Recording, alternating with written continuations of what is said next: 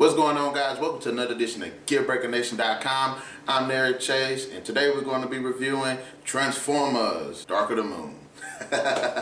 Now, Transformers Dark of the Moon is a 2011 sci-fi action film directed by Michael Bay, starring Shia LaBeouf, Rosie Huntington-Whiteley, Patrick Dempsey, John Turturro, Tyrese Gibson. You have Josh Duhamel. Just a cast of wonderful actors. 3 years after the events of Transformers Revenge of the Fallen, in which now the Autobots and the military are working together to take out the Decepticons, but end up discovering an alien spaceship on the moon, and end up discovering that the Decepticons have plans of their own. This has got to be the best Transformers movie there. It's undoubtedly one of the best alien invasion movies, as well as one of the best 2011 movies. This movie has it all. The acting is good for the most part. There's a lot of good characters. There's a lot of witty dialogue. There's humorous and everything. There are situations that happen where you actually care about good characters. Shia LaBeouf completely kills Sam Witwicky, and you kind of feel for this guy because here he is, saved the world twice, but he's just down on his luck. He doesn't have Bumblebee anymore. It's just, you feel so sorry for this guy. There's also this relationship with Huntington. For the most part, it does work. There are moments where Huntington's performance is but for the most part, she's done a pretty good job. Better than Megan Fox. Absolutely just as hot. Peter Cullen, I like him. He's voice acting Prime again. He does it and he completely kills the role. Weaving returns from Megatron. He completely kills the role also. As far as acting, this movie is pretty solid. This was like a reboot. This could be like a 3-part reboot. But at the same time, the way this kind of tied in is really epic. It's so epic sometimes. It feels too epic. It keeps getting bigger and bigger. But for the most part, the story is pretty solid. It has some underlying themes under it, and I kind of like that too. I like the fact that it's kind of mystery too, so things are happening in the background, but you're not really sure what's going on. And then there are more than a couple of twists in this movie, and it works. It's quite effective. The Transformers get screen time. There are plenty of Transformers, especially in the second half of this movie. The second half of this movie feels like a freaking war, and it's so intense, it's so well shot, it's so well choreographed. The cinematography, Michael Bay again kills with the visual, kills with the action. Explosions were good. I didn't care that there was a lot of explosions. It worked. This is the epitome of what we want to see in a Transformers movie. Action, Transformers, explosions.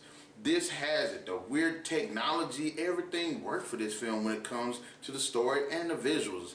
And there are some really good shot scenes in this movie that the Transformers look real, like freaking real. It's like, wow. The only thing bad about the movie really is the first half does tend to drag a bit. But when the second half jumps, things just pop. Things just pop off. Another thing that I didn't really like about the film was the whole Turturro. I didn't like his character. I mean, he is a good actor. He played the character well, but I feel like his character was just being shooed into the movie.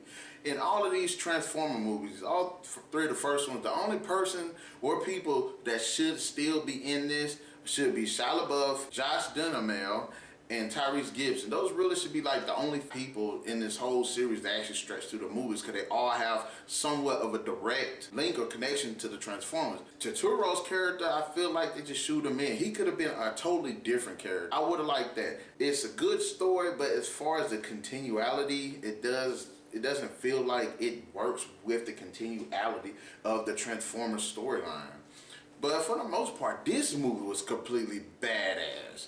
Completely badass. There's just so much to see. It gives you a little bit more backstory on the Transformers too, and I like that too. I like that. I like seeing their world, seeing a little bit more of their culture, seeing how they work when it comes to like invasions. As far as the alien invasion movie, this movie is probably one of the best. There's definitely a sense of urgency. There's definitely an epic feel to it. The battles feel very intense. You feel like a lot of these characters that you have grown to actually care about aren't going to make it. The soundtrack was beautifully done.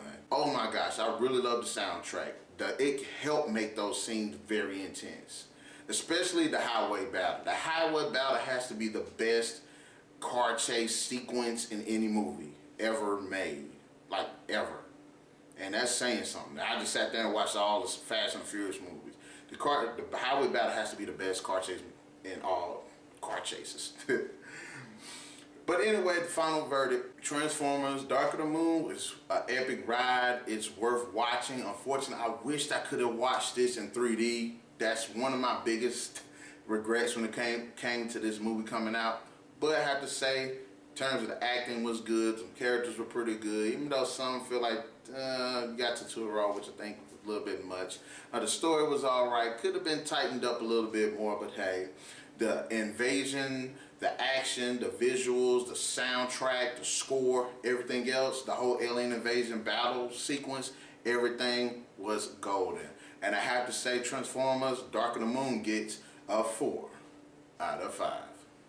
So guys, let me know in the comment section below, what did you think of the third movie in the Transformers series? Did you like it? Did you not like it? Do you think it topped the other two or even the fourth movie? Do you think that it was too epic? Did you think the action was on point? Just guys, please just give me your ideas and your thoughts and your comments down below. And to the next edition of GearBreakerNation.com, keep the gears turning.